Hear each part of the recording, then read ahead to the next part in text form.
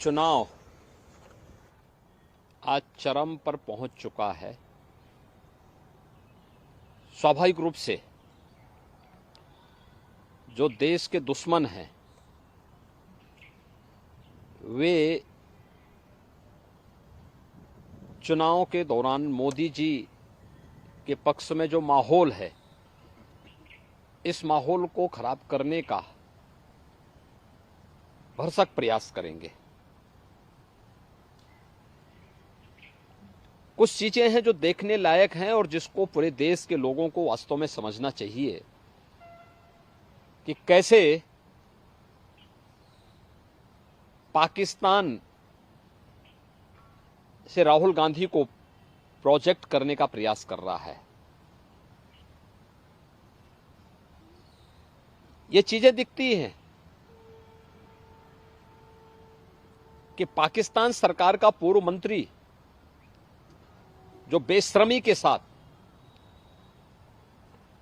पुलवामा की घटना का समर्थन करता है, वह व्यक्ति राहुल गांधी को सपोर्ट कर रहा हो, राहुल गांधी को लेकर के प्रफुल्लित हो रहा हो, ये चीजें दिखाती हैं कि कांग्रेस का हाथ देश के दुश्मनों का साथ। यानी चीजें दिखती हैं कि मोदी जी जीतेंगे तो भारत में दीपावली होगी, लेकिन अगर कांग्रेस कहीं पे सफलता प्राप्त कर रही है तो पाकिस्तान उससे प्रफुल्लित हो रहा है। देश की जनता को इन बयानों से अवेयर होना चाहिए और समझना चाहिए कि इसके पीछे भारत विरोधी ताकतों की मंशाएं क्या हैं भारत के प्रति। सर, हम कह सकते हैं कि पूर्व में कांग्रेस का चूंकि बहुत अलगाववादी शक्तियों से, या हम कह सकते हैं कुछ ना कुछ समर्थन उनको कहीं ना कहीं से रहा, इसी वजह से आज पाकिस्तान से इस तरीके के बयान आए, क्योंकि पूर्व में देखिए कांग्रेस आजादी के बाद अपने मार्ग से भटक गई। उसने अपने स्वार्थ के लिए पहले देश का विभाजन किया,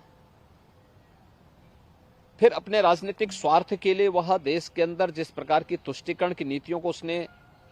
आगे बढ़ाया था, तुष्टीकरण की नीतियों का दुष्परिणाम था देश के अंदर अलगाववाद और उग्रवाद चरम पर पहुंचा। कांग्रेस सरकार की भ्रष्ट नीतियों के कारण देश के अंदर नक्सलवाद भी तेजी के साथ फैला था। वह तो मोदी जी पिछले 10 वर्ष के अंदर जो उन्होंने कार्य किए हैं, उसके कारण आतंकवाद, नक्सलवाद और उग्रवाद को नियंत्रित किया जा सका है और एक जो सकारात्मक माहौल देश के अंदर बना है, विकास का माहौल बना है, गरीब कल्याणकारी योजनाओं के बारे में बेहतर माहौल बना है और प्रत्येक अंतिम पायदान पर बैठे हुए व्यक्ति को भी शासन की योजना का लाभ मिल रहा है। स्वाभाविक रूप से आम जनमानस का रुझान इन सभी बातों को लेकर के मोदी जी के पक्ष में है, मोदी जी के समर्थन में है और हमें विश्वास है कि कांग्रेस की विभाजनकारी तुष्टीकरण की नीतियों से देश की जनता कांग्रेस और इंडी गठबंधन को जोरदार जवाब देकर के उनकी मंशाओं पर पानी फेरने का काम करेगी और मोदी जी के नेतृत्व में भारतीय जनता पार्टी और एनडीए प्रचंड बहुमत के साथ फिर से देश के अंदर सरकार बनाएगी।